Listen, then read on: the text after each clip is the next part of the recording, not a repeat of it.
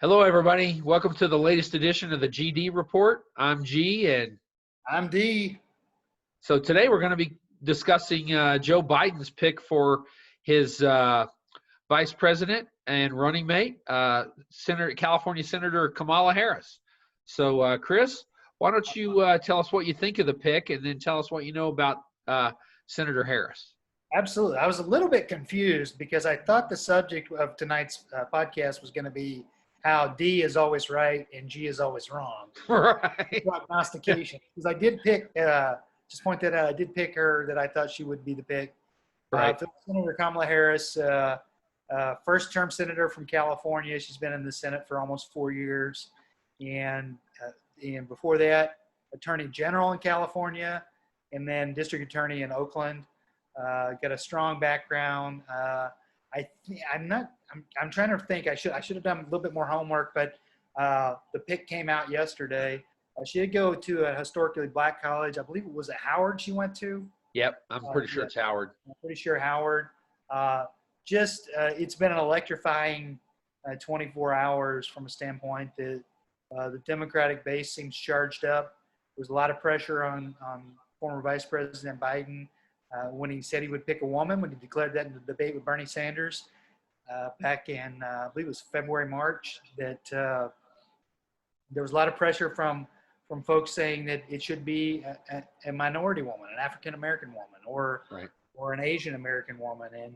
And he did come through on the promise of a woman, obviously, and then picked her. I think we can talk about the strength of the pick. We can talk about some of the weaknesses of the pick, but I personally think she's a strong pick. I think she checks a lot of the boxes that you want from a standpoint. She's got good bona fides on the progressive side. She also has law enforcement bona fides, having been a district attorney and an attorney general. And I just think she's definitely electrified the base. You know, a lot of people say that Biden owes the nomination, obviously, to South Carolina, the endorsement of James Clyburn, who brought his nomination back from the dead, and then the strong showing from African-American voters across the country. Right.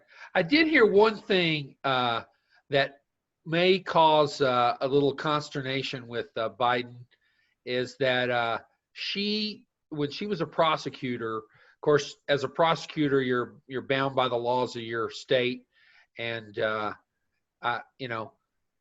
of the complaints I heard about her is that she put a lot of black men in jail for what some would perceive as trumped up charges. And so, I guess your fallback to that is, hey, I was just following the laws as they were written and doing my job to the best of my ability. And so I'm not sure you can really fault somebody for that, but that is one thing I've heard as a drawback. Yeah, I've heard that criticism of her, but I do also know that there's a lot of cases where people prosecutors were held up to a pretty high standard from a standpoint that states had gone through the 3 strikes and you're outlaws, and those kinds of things, where there's mandatory minimum sentences and those kinds of things. I mean, personally, I think every candidate should be up for scrutiny, and I'm open to those kinds of scrutinization of her and her career. But I'll tell you what, Biden and Harris have already been a lot more open than Trump and Pence were 4 years ago, or than they continue to be, from the standpoint that Donald Trump continues to be in court, not wanting for some reason, not wanting his tax returns to be released to the public. Right. Well, Cyrus Vance is on him, and I doubt it'll happen before the election, but at some point he's going to have to face fraud charges because if you read Mary Trump's book, which I'm guessing is where Cyrus got a lot of his information, and she's pretty spot on from what I can tell. She details how they've, for decades, have siphoned off money and, done things to basically cheat on their taxes. So if I was Trump, I'd be worried about that too. But getting back to Senator Harris, one of the things I like about her is not only does she check off the black box, but she's also half Asian. Her mom's from India. Right. So, so she helps with that as well. So, I think it's a monumental day for the country. being the first African American and Asian American female to be nominated Right. for president or on any ticket for that matter. And you think about the history of major party nominations, we've had 3 other women that have been in either the presidential or vice presidential slot: Hillary Clinton, for president, Sarah Palin, and Geraldine Ferraro for vice president. Right. So it's a monumental day, and I think it's an exciting day. And I think Joe Biden couldn't have picked a bigger contrast to the Trump administration than picking her. Right. And, it's hard to somebody I was talking to said, well, Joe Biden has been labeled as kind of a racist. And I was like, well, I don't see how you could say that. He just picked a Black Asian woman as his running mate, and he was Barack Obama's VP. So, if you're if you're really a racist, I don't see how you allow yourself to be, in those 2 positions. Yeah, it's an interesting criticism to me when I hear that, especially coming from the right, when they'll say that, Joe Biden was involved with the crime bill being passed back in the 90s that Bill Clinton signed into law. And he's been pretty open about the fact that there are provisions in that bill that he didn't want or that he didn't like. But in order to get some provisions that he really wanted, some of the criminal justice reform, he had to accept some of those changes. That's how laws get made. And it doesn't make for nice and neat storylines sometimes. But the interesting part to me about the criticism when it comes from the right, it's the same type of people who want to criticize Obamacare, and they'll say, Obamacare doesn't cover enough people, or doesn't do this, doesn't do that. But when it's coming from the right, it's not like their intention is to expand Obamacare. Their intention is to get rid of Obamacare. It's the same thing when they're like Joe Biden has, they want to say, oh, he's a racist, or they want to say she called him a racist in the debates, which is not true either, because she didn't. She even said, when she talked about the busing issue, she said, I don't believe Vice President Biden is a racist. She said that clearly. But it's interesting because it's the same folks who are criticizing him. And it's like, okay, you're the people who want to restrict minority voting. You want to gerrymander the districts. You go back on the Voting Rights Act. But you want to criticize Joe Biden. It's not like you want to criticize him from the standpoint he didn't go far enough to help people. It's like you just want to throw something up as a straw man argument. Right. And specifically about Obamacare, they keep saying they want to replace it, but they never say what they want to replace it with, which leads you to believe they don't really want to replace it. Like you said, they just want to kill it. Yeah. And it's repeal and replace, but there's nothing passed, like you said, in the wings to replace it. So if they repeal it, or if they were to win one of the lawsuits that they have in front of the Supreme Court now, where they would take away pre-existing conditions and all these things, right? There's nothing to replace that. So the insurance companies wouldn't be bound to cover people. So, yeah. But I think Harris is a great pick. I think she'll make a great vice president. This definitely sets her up as the front runner, no matter how the election turns out, I think, for 2024, as most people anticipate a one-term Biden presidency. And along those lines, I'm not sure I would I'd put money on that, because Biden seems to be in pretty good shape. I think if he gets to the end of his first term and, he's feeling pretty spry, I could see him going for a second term. I totally could too. It's, even though we were talking before the podcast about the Republican prospects for 2024, it is a little early to be thinking about that and to making those kinds of definite predictions about Biden, because you never know. He could, like you said, he could be feeling fine, get a clean bill of health, and decide he wants to go for 4 more years. So I got a couple questions for you, G-Man. Sure. Related to what? Okay, if you let's think some really bad thoughts here and say you're Mike Pence. What do you, if you're Mike Pence, how do you strategize to debate Kamala Harris? There's one debate the first week in October. It's a vice presidential debate going to be held in Utah. What's your strategy if you're Mike Pence going into the debate? Well, first of all, I'm not certain Mike Pence is going to be the VP. I think that if Trump continues to flounder in the polls, there's a very strong possibility he could be replaced with Nikki Haley. Nikki Haley, thank you. Yeah, I was drawing a blank there. Which would be an interesting dynamic, because if he did replace Pence, we would definitely end up with a female vice president. And so then I think it's a whole different dynamic, because I think Nikki Haley would come prepared. She would come with a strong grasp of the issues. And I think it would be a pretty strong, probably the best vice presidential debate we've ever had.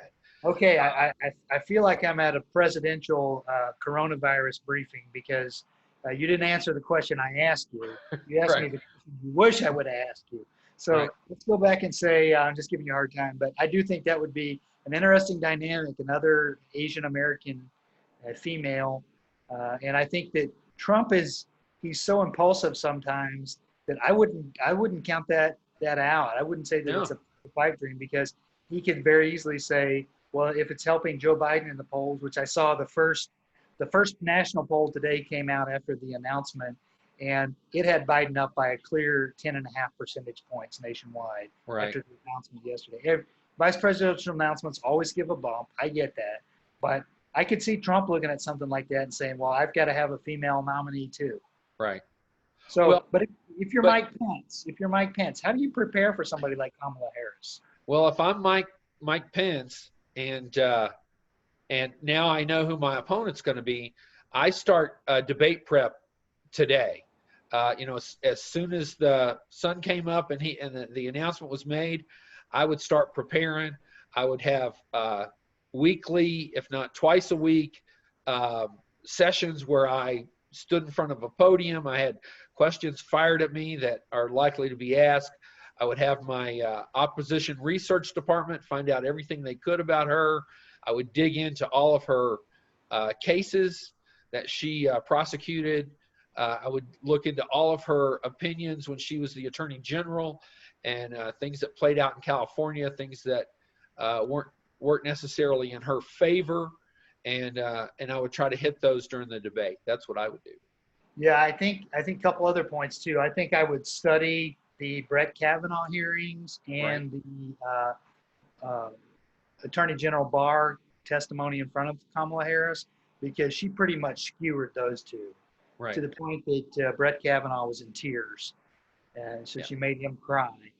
And I think I would be ready, because of her strong prosecutorial background. I would be ready to be able to weather the storm. I'd be ready with some you've got to have some deflection points ready, because she's going to, the thing about when you're running for election as opposed to re-election is Mike Pence can talk about her record all day long. He wants to. She's going to focus on Donald Trump's record. She's going to focus on Donald Trump saying in Charlottesville that there were good people on both sides, comparing the Black Lives Matter protesters and the neo-Nazi white supremacists. She's going to focus on the coronavirus, the terrible response to that. She's going to focus on the whole record that Donald Trump is going to have to run on. And Mike Pence can't say, well, that's Donald Trump, that's not me. He's part of it. He's tied to it now. So he can't. I think he, when he ran last time, it was a lot easier than it's going to be now, because all he had to prepare for was like a statement that said, well, now wait a minute, that's Donald Trump's personal life, and that's what he said years ago, and that's this, and that's not what he's going to do as president. He's told us very clearly. Well, now they've got a 4-year record they have to run on. Right. Yeah, and it's not a very good record to, when you dig into it and look at it, it's not that great. So conversely, I think if I'm Senator Harris, I do just what I said for Pence. I would dig into his record. I would look at, some things in his past as well to bring up, so that you're not just hammering on Donald Trump, although there's a lot to hammer in that regard. But yeah, I would basically come as completely prepared as I could for this debate. Absolutely. I don't think that people generally make a decision for president based on a vice president, but I do think with the age of both candidates this time, the presidential candidates, I think the vice presidential candidates is going to be something that people pay attention to. Obviously, like we said, it's excited the Democratic base. I think Mike Pence will try to paint Kamala Harris as a left wing. He'll talk about defund the police a lot. He'll try to do a lot of messages like that. But from the first 24 hours, the Trump campaign was all over the board. They said on one hand that she had a record that progressives didn't like when it came to prosecuting people, and on the other hand that she was for defund the police. And so their message was really it was hard for them to find a cohesive message. And I think that they've experienced the same thing when it came to Joe Biden. A lot of the attacks haven't stuck to Joe Biden. Well, one thing that hurt him too, I thought, was that it came out that Trump has given to her campaign 3 times. So, that could be a good, response, during the debate, is that, oh, I'm so bad, your boss donated to my campaign 3 different times. Right. Yeah, that's an interesting dynamic. Now, Trump always comes back, and because I know in the primary he tried to get the other candidates tried to criticize him for giving to the Clintons and other Democrats, and he used to say, "Well, it's a corrupt system, and I know how to play it, and I know how to buy people." But it'll be interesting. I think that this particular campaign is going to be a campaign like we've never seen before, simply because of the coronavirus and COVID. A lot of virtual events, but I do believe that Joe Biden did everything he needed to do with the vice presidential pick. He picked somebody who, the first rule of a vice presidential pick is do no harm. Right. And we talked about that before with when McGovern picked Thomas Eagleton in '72, when McCain picked Sarah Palin. And so, the first rule is do no harm. So she obviously hasn't done any harm. The second rule is somebody that's got to be ready on day one to be president. Right. I think she checks that box. And then the third thing is to excite your base. I think we're going to see voter turnout like we haven't seen since maybe 2008.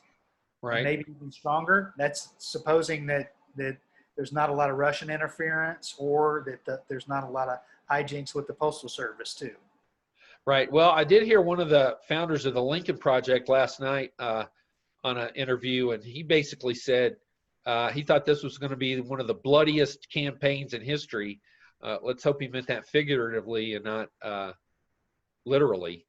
Right. He said that he thought there was going to be a lot of shenanigans on the Trump side, where they did a lot of voter suppression. They did things that we've already seen, where they closed down the polling places, make it really hard for people to actually turn in their ballots. I think this election could be one of, if not the most pivotal election in American history. So we'll see how it plays out.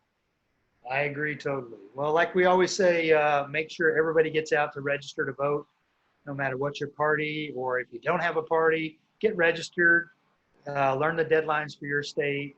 If you have any questions, you can send us an email on our website, or through the podcast, and we'll be happy to find out what the rules are if you can't find them or if you can't locate it. Because as the G-Man said, this is going to be one of the most pivotal elections of our lifetime, and we need everybody to get out to vote. Absolutely. And watch for our next podcast. It'll be coming up here shortly, and we'll see you then. Everybody take care.